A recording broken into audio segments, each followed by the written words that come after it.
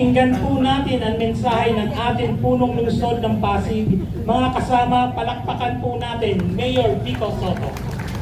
Magandang umaga, Vice Mayor Dodot, mga konsihal, sa mga kawani ng ating nasyonal at lokal na pamahalaan.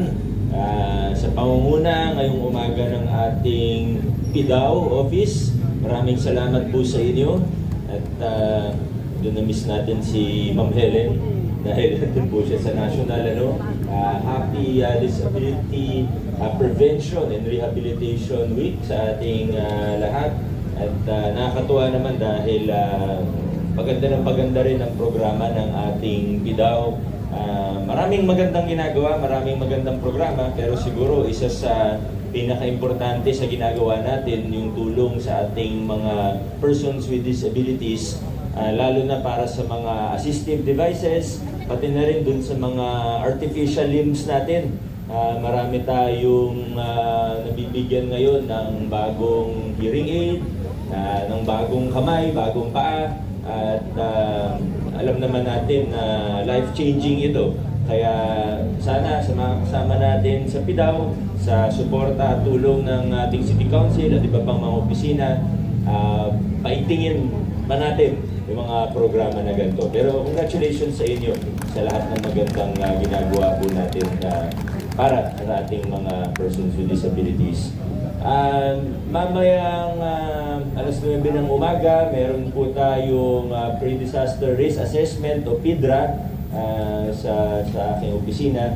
Alam naman po yun ng mga department heads natin at iba pang mga key personnel na kailangan po nandun, pati yung mga national government agencies natin. May parating po na bagyo, no? Kaya kailangan maghanda po tayo. At ito naman, di naman kailangan na ng paalala, pero continuing reminder sa lahat ng mga kasama natin, pati sa yung mga normal, alam naman natin kung anong gagawin. Pero isa sa tinututukan po natin ngayon, yung mga posibleng, kasi kahapon meron tayong nahulog na puno, nasa Kapitolyo. Kahapon yun, tapos ina-anticipate natin na baka dumami pa, lalo na pag nandito na talaga yung bagyo. Kaya papasalamat din tayo sa mga barangay na aktibo sa tree cutting, tree trimming.